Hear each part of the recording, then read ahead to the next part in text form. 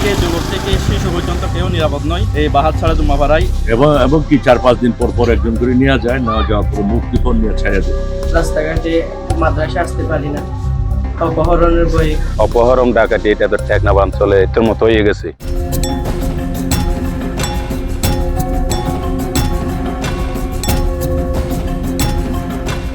এ যেন এক ভিন্ন জনপদ, যেখানে পাহাড় আর সাগরের এক অপূর্ব মেলবন্ধন। প্রকৃতির সৌন্দর্য এখানে মন ভরিয়ে দেয় এক নিমিষেই। তবে সন্ধ্যার নামলেই এই পাহাড় আর সমুদ্রের জনপদ হয়ে ওঠে এক ভিন্ন চেহারায়, যেখানে প্রতি পদে পদে জমে থাকে ভয়, আতঙ্ক আর মৃত্যুর শঙ্কা। বলছিলাম কক্সবাজারের টেকনাফ উপজেলার বাহারছড়া ইউনিয়নের কচ্ছপিয়া নোয়াখালীপাড়া এলাকার কথা, যে জনপদে মানুষদের জীবন এখন কাটছে চরম অনিশ্চয়তায়। আমাদের স্কুলে আসার সময় অনেক বই করে ডাকাত আমাদেরকেও নিয়ে যাবে, অপহরণ করে টাকা দিতে না পারলে টানা গোলাগুলি, একের পর এক অপহরণ, মুক্তিপণ ও সশস্ত্র ডাকাতি এলাকার এখন নিয়মিত ঘটনা। দিনরাত পাহাড় থেকে ভেসে আসে গুলির শব্দ, আর সন্ধ্যা নামলেই আতঙ্কে নিজেদের ঘরবন্দি করে ফেলেন এখানকার মানুষ। এমন ভয়ের পরিস্থিতিতে ইতোমধ্যে এখানকার অর্ধশতাধিক পরিবার বাড়িঘর ছেড়ে আশ্রয় নিয়েছেন অন্য এলাকায়। পরিস্থিতি এখন এমন যে ভয় আর আতঙ্কে কমে গেছে স্কুলে শিক্ষার্থীদের উপস্থিতিও। এবার তাহলে চলুন জেনে আসি কি ঘটছে এই জনপদে। গত কিছুদিন আগে আরাফাত নামের এক শিশুকে অপহরণ করা হয়, পরে মুক্তিপণ দিয়ে ফিরিয়ে আনা হয় তাকে। এই ঘটনা ঠিক 10 দিন আগে দিনে দুপুরে অপহরণের শিকার হন স্থানীয় পল্লী চিকিৎসক কামাল উদ্দিন। এরপর 10 দিন নিখোঁজ। 10 লাখ টাকা মুক্তিপণ দেওয়ার পর ছাড়া পান তিনি। তবে ছাড়া পেলেও ভয়ের জগতে দিন কাটছে এই পরিবারটির। 27 জুন আমার বাবা কামাল উদ্দিন আমার বাড়ি থেকে স্থানীয় রোহিঙ্গা এবং স্থানীয় সন্ত্রাসীরা মিলে আমার বাবাকে দিনের 12:30টার সময় তুলে নেওয়ার পরে বা 10-12 দিন পর আমার কাছ থেকে 50 লক্ষ টাকা মুক্তিপণ চাইছিল। আমি অনেক কান্নাকাটির পর, তাদের অনেক পায়ে ধরার পর, অনেক করার পর আমার আত্মীয় স্বজনের কাছ থেকে আমি শেষ 10 লক্ষ টাকা দাঁড় করে নিয়ে আমার বাবাকে মুক্তিপণ দিয়ে ফিরে নিয়ে আসি। এবং কথা হলো, আমার বাবাকে আমি 10 লক্ষ টাকা মুক্তিপণ দিয়ে নিয়ে আসছি, এটা কোনো বড় কথা নয়। আজকে আমার বাবাকে নিয়ে গেছে, কালকে আরেকজনকে নিয়ে গেছে, কালকে আরেকজনকে নিয়ে যাবে। বৃদ্ধ থেকে যুবক থেকে শিশু পর্যন্ত কেউ নিরাপদ নয় এই বাহাতছড়া জুম্মাপাড়ায়। এ তো গেল পাহাড়ে ঘেরা জনপদের ঘটনা। এবার চলুন জেনে আসি এখানকার সড়কে কি ঘটছে।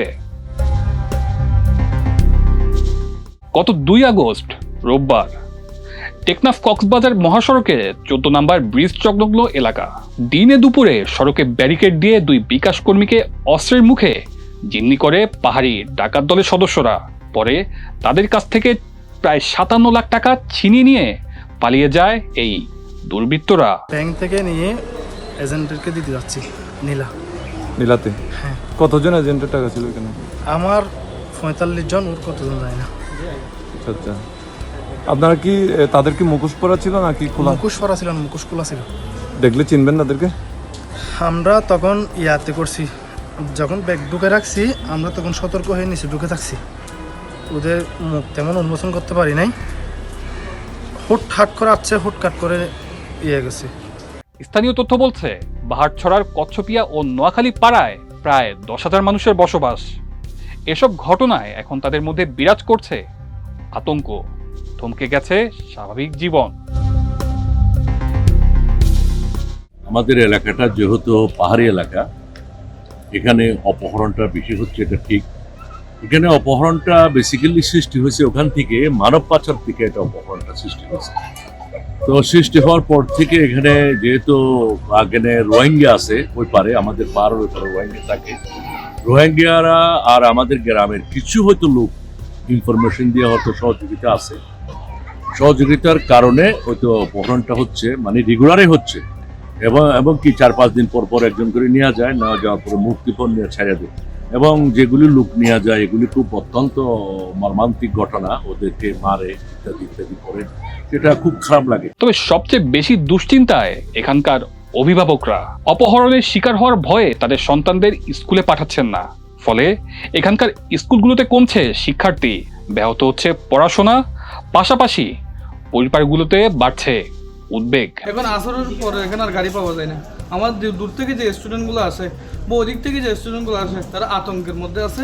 এখন আমার স্টুডেন্টদের উপস্থিতি বলতে গেলে 50% এখন কমে গেছে। আমরা ক্লাসে ছাত্রছাত্রী পাচ্ছি না ক্লাস করার জন্য। এই অপহরণের বইয়ে মা বাবারা সন্তানদেরকে এত দূরে পাঠাতে চায় না। আমাদের আব্বু আমাদেরকে মাদ্রাসায় পাঠাতে ভয় পায়, কারণ এখানে অনেক অপহরণের ইয়া বেড়ে গেছে। আমাদের অনেক সহপাঠী মাদ্রাসায় এখন আসা যাওয়া কমে গেছে। আমাদেরকে যখন পাঠায় আব্বু চিন্তায় থাকে যে আমরা কখন বাড়ি ফিরবো।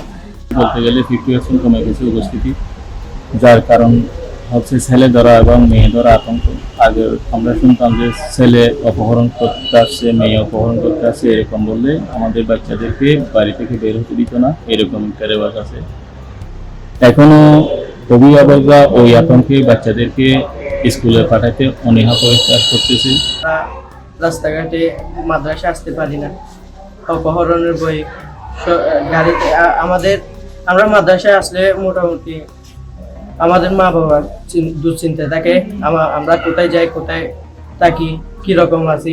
ভয়ের এই জনপদে ভয় আর আতঙ্ক যে শুধু এখানকার 10,000 মানুষদের মধ্যেই, বিষয়টা এমন নয়। স্থানীয় জনপ্রতিনিধির কণ্ঠেও শোনা গেল সেই ভয় আর আতঙ্কের কথা। তবে সে সাথে তিনি জানিয়েছেন প্রশাসন সহ স্থানীয় নানা উদ্যোগের কথা। বিভিন্ন সময় এখানে শিশু থেকে বৃদ্ধ অপহরণ হচ্ছে। তো এখানে বিশেষ করে যারা স্কুলগামী যারা আপনার স্টুডেন্ট রয়েছে, তারা বিভিন্ন সময় স্কুল এবং মাদ্রাসায় যেতে ওনারা বই বৃত্তি পায়। তো অনেক সময় যাদের অভিভাবক চিন্তা করে আমার ছেলে স্কুলে যাবে, মাদ্রাসায় যাবে, ঠিকমতো বাড়িতে ফিরতে পারবে কিনা সেটি একটি আশঙ্কায় থাকে। আমার বাহাসর ইউনিয়ন একটি উপকূল ইউনিয়ন।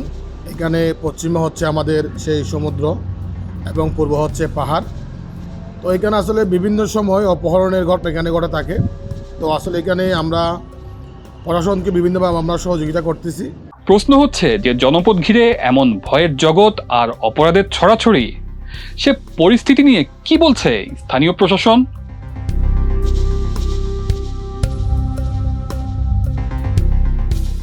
পুলিশের তথ্য বলছে গত 3 বছরে টেকনাফের বিভিন্ন এলাকা থেকে অন্তত 320 জন অপহরণের শিকার হয়েছেন। এর মধ্যে গত 1 বছরেই 15টি ঘটনায় অপহৃত হন প্রায় 155 জন। তাদের বেশিরভাগই মুক্তিপণের বিনিময়ে ফিরে এসেছেন। অপহরণের পাশাপাশি বেড়েছে হত্যা আর গোলাগুলি ঘটনাও। তবে এমন পরিস্থিতি কাটিয়ে উঠতে ব্যবস্থা নেওয়ার কথা জানিয়েছেন এখানকার প্রশাসন। স্কুলগুলোতে যাচ্ছি, স্কুলগুলোতে গিয়ে আমরা আসলে আমি নিজেও বেশ কয়েকটি স্কুলে গিয়েছি, রিসেন্টলি 2-3টে স্কুলে গিয়েছি পাশাপাশি। সেই স্কুলগুলোতে আমরা বলেছি যারা আসলে একসাথে স্কুলে আসা যাওয়া এবং শিক্ষকদের এবং স্থানীয় জনগণ যারা আছে তাদেরকে সর্বদা একটু নজরদারির মধ্যে রাখতে বলেছি। যে কোনো ধরনের অসঙ্গতি লক্ষ্য হলে আমাদের প্রশাসন আছে, পুলিশ আছে, অন্যান্য বাহিনী যারা আছে তাদেরকে অবহিত করে আমরা সর্বোচ্চ নিরাপত্তা দেওয়া এখানে নিশ্চিত করব। নৈসর্গিক পাহাড় আর সমুদ্রের আড়ালে অপরাধ আর ভয়ের এমন পরিস্থিতির চিত্র পৌঁছে গেছে সরকারের উচ্চ পর্যায়ে। পরিস্থিতি নিয়ন্ত্রণে কঠোর পদক্ষেপ নেওয়ার কথা জানিয়েছেন স্বরাষ্ট্রমন্ত্রী। এইখানে অপহরণের বিষয়টাও আমাদের এখানে আজকে মানব অপহরণ একটা বিষয় এখানে উত্থাপন করা হয়েছে। আমাদের মাননীয় সংসদ সদস্য শাহজাহান চৌধুরী সাহেবের এলাকায় এটা বেশি। সেখানে পাহাড়ে ওই সিভিলিয়ানদেরকে কিডন্যাপ করে নিয়ে যায়, মুক্তিপণ দাবি করে ইত্যাদি কিছু বিষয় আছে।